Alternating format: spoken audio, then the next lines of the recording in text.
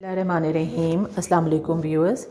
आज जो है मैं अपनी शॉर्ट वीडियो की सीरीज़ में एक बहुत इम्पॉर्टेंट और हेल्पफुल चीज़ लेकर आई हूँ। ये है कॉन्सेप्ट ऑफ फ्रेज़ल वर्ब्स। और पहले तो मैं बात करूँगी कि फ्रेज़ल वर्ब होता क्या है। इसमें आप देख रहे हैं कि ये सारे जो वर्ब्स जो आपके सामने हैं ये सब के सब गो से शुरू हो रहे हैं और साथ में जो है इनके कोई प्रेपोजिशन अटैच है और इस प्रेपोजिशन की वजह से इसकी जो मीनिंग है वो चेंज हो रहे हैं। तो फ्रेज़ल वर्ब क्या होता है कि फ्रेज़ल वर्ब एक ऐसा वर्ब होता है जिसके साथ कोई फ़िक्स्ड प्रेपोजिशन होती है और वो जो फ़िक्स्ड प्रेपोजिशन होती है वो इसका मीनिंग चेंज कर देती है। जैसे कि आप देख रहे हैं कि गो अबाउट का मतलब है to deal with something, you are dealing something. Go after हो जाएगा तो इसका मतलब हो जाएगा to try to get something, कोई चीज़ हासिल करने की कोशिश करना।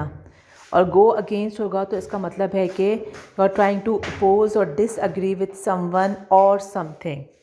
तो यहाँ पर जो एलिमेंट जो कि इसकी मीनिंग को चेंज कर रहा है वो एक्चुअली प्रेपोजिशन है। तो ऐसा वर्ब जिसमें कोई फ़िक्स प्रेपोजिशन जो है वो इसके मीनिंग को चेंज कर दे फ्रेज़ल वर्ब कहलाता है। तो प्लीज़ रिमेंबर इट कि a phrasal verb is a verb with some fixed preposition. There can be prepositions as well और उसके साथ कोई वो स्पेसिफिक मीनिंग होता है। तो अब हम इसको समझने के लिए वन बाय वन डिस्कस करेंगे। पहला फ्रेज़ल वर्ब है गो अबाउट और गो अबाउट का मतलब है टू डील विद समथिंग। ठीक है, अब हम इसका सेंटेंस देखते हैं। I want to solve this problem but I don't know how to go about. कि मैं ये प्रॉब्लम तो सॉल्व करना चाहती हूँ लेकिन मुझे नहीं पता कि मैंने इसको कैसे डील करना है। तो फ्रेज़ल वर्ब जो होते हैं वो always they give you a smarter way to speak and write English language. Next phrasal verb है गो आफ्टर और गो आफ्टर जो है इसका मतलब है to try to get something, कुछ हासिल करने की कोशिश करना। He is planning to get after his friend's project, कि वो अपने फ्रेंड के प्रोजेक्ट को हासिल करने की कोशिश कर रहा है। आप ये भी कह सकते हैं कि आई am going after a good grade in my exam, my friend is going after a good job nowadays. This is how like you can smartly से थिंग्स। अगला फ्रेज़ल वर्ब है गो अगेंस्ट। गो अगेंस्ट का मतलब है कि to oppose का और to disagree with someone और समथिंग। अब ये किसी पर्सन के साथ आप डिसअग्री कर रहे हैं, किसी चीज़ के साथ आप डिसअग्री कर रहे हैं तो आप गो अगेंस्ट यूज़ कर सकते हैं।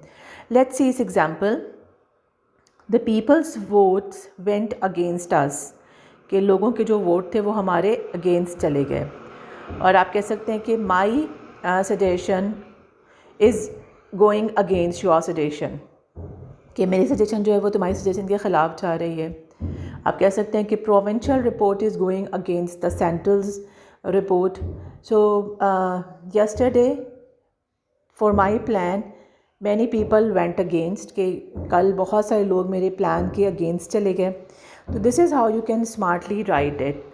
नेक्स्ट फ्रेज़ल वर्ब है गो अहेड। इसका मतलब है कि टू स्टार्ट और continue to do something especially after waiting for permission.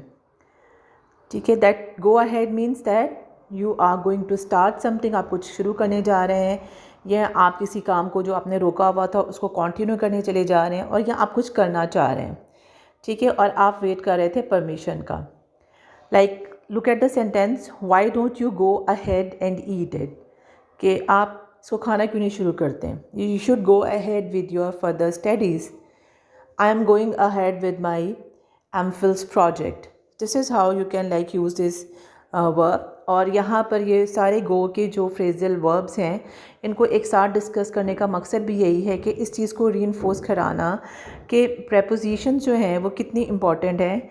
और just because of the preposition you have seen that the meaning is changing and this also makes a point that our prepositions are really very important. Mostly हम preposition को ignore कर देते हैं। तो यहाँ पर आपको ये भी चीज़ समझ में आ रही है कि preposition के अंदर इतनी पावर है कि they can alter the meaning of sentence। अगर आपने go about की जगह go after लगा दिया तो it has some other meaning, या आपने go around लगा दिया तो even it has some other meaning। So putting a right preposition is really very important in English language. Okay, let's go on. Go along, to continue to happen or to develop. He is under the radar, but he is going along well. That you are going along something. You are doing something better.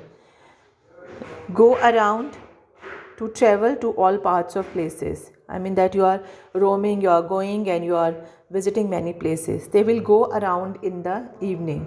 That they will go outside and they will see many places. और आप बना सकते हैं कि when I go to Lahore, I will go around many places. Next is go away, to move from or leave a person or place. We should tell them to go away, that you want somebody to go. Okay.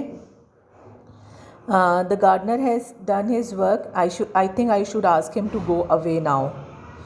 And go back, देखें ज़रा, to return to a person or activity or place. She will never go back. वो वापस नहीं आएगी अपनी routine के ऊपर. I think that I will never go back to my cycling for losing my weight. तो आई एम श्योर कि आज की ये वीडियो आपको पसंद आई और आपने देखा है कि किस तरीके से फ्रेजल वर्ब जो हैं वो इम्पॉर्टेंट होते हैं और ये किस तरीके से हमें हेल्प कर सकते हैं अच्छी लैंग्वेज के लिए, और किस तरीके से जो है वो प्रपोजिशन इम्पॉर्टेंट होती हैं. आई होप कि you will practice these few phrasal verb, and right now when you practice them you will make a part of your language as well. So till my next video, stay blessed. Allah Hafiz, and subscribe my channel, and please suggest me with your good comments कि मैं किस तरीके से और बेहतर videos बना सकती हूँ. ओके, अल्लाह हाफिज़.